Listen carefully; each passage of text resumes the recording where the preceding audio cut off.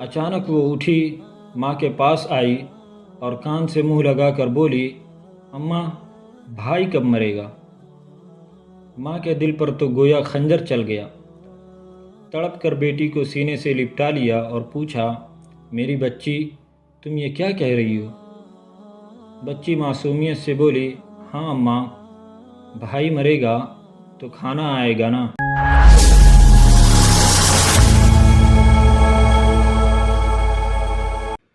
عرصہ ہوا ایک ترک افسانہ پڑھا تھا۔ یہ دراصل میاں بیوی اور 3 بچوں پر مشتمل گھرانے کی کہانی تھی جو جیسے تیسے زندگی گھسیٹ رہا تھا۔ جو جمع پونجی تھی وہ گھر کے سربراہ کے علاج معالجے پر لگ چکی تھی، مگر وہ اب بھی چارپائی سے لگا ہوا تھا۔ آخر اسی حالت میں ایک دن بچوں کو یتیم کر گیا۔ رواج کے مطابق 3 روز تک پڑوس سے کھانا آتا رہا۔ چوتھے روز بھی وہ مصیبت کا مارا گھرانہ کھانے کا منتظر رہا، مگر لوگ اپنے اپنے کام دھندوں میں لگ چکے تھے۔ کسی نے بھی اس گھر کی طرف توجہ نہیں دی۔ بچے بار بار باہر نکل کر سامنے والے سفید مکان کی چمنی سے نکلنے والے دھوئیں کو دیکھتے۔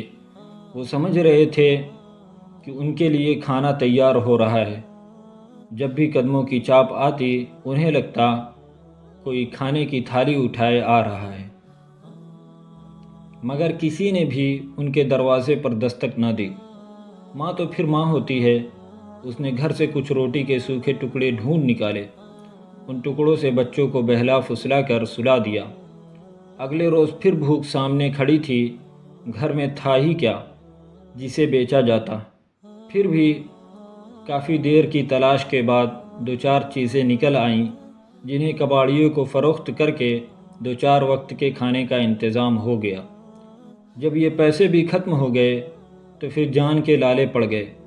بھوک سے نڈال بچوں کا چہرہ ماں سے دیکھا نہ گیا۔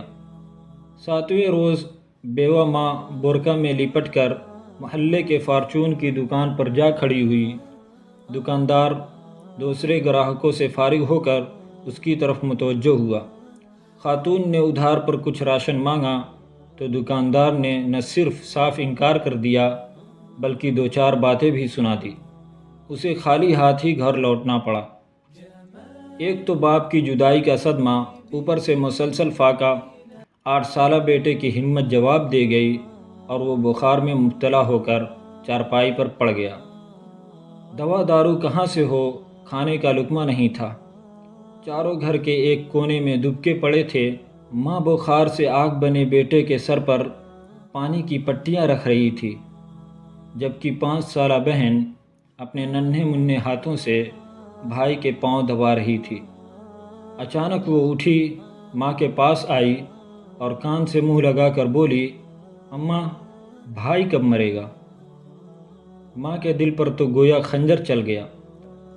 تڑپ کر بیٹی کو سینے سے لپٹا لیا اور پوچھا، میری بچی تم یہ کیا کہہ رہی ہو؟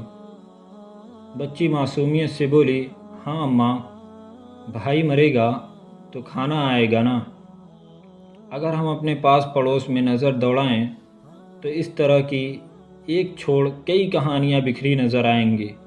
بہت معذرت کے ساتھ کہہ رہا ہوں، ہمارا معاشرہ مردہ پرست ہو چکا ہے۔ زندگی میں کوئی نہیں پوچھتا، مگر دم نکلتے وقت ہونٹوں پر دیسی گھی لگا دیا جاتا ہے تاکہ لوگ سمجھیں بڑے میاں دیسی گھی کھاتے کھاتے مرے ہیں۔ احباب، دین اسلام نے جہاں نماز، روزہ، حج فرض کیا، وہاں عزیز و اقارب، پڑوسیوں اور مساکین و غربا سے صلہ رحمی کے تناظر میں زکوٰۃ کی بھی بے حد تلقین کی ہے۔ میں نے آج تک جتنا بھی پڑھا انبیاء، ائمہ اور اللہ والوں کے واقعات کو، ان سب میں ایک بات مشترک نظر آئی کہ وہ لوگ مخلوق خدا سے بے حد محبت کرنے، ان پر رحم و درگزر کرنے والے اور خود بھوکے رہ کر ان مساکین، یتیم اور غربا کو کھلانے والے تھے۔ مخلوق سے اس قدر محبت ہی نے انہیں اللہ سبحانہ و تعالیٰ کے مقرب بندوں میں شامل کروا دیا تھا۔ اللہ سبحانہ و تعالیٰ سے دعا ہے کہ وہ ہمیں بھی دوسروں کے کام آنے کی توفیق عطا فرمائے اور تمام پریشان حالوں کی پریشانیوں کو دور فرمائے۔ اللہ اللہ اللہ اللہ اللہ اللہ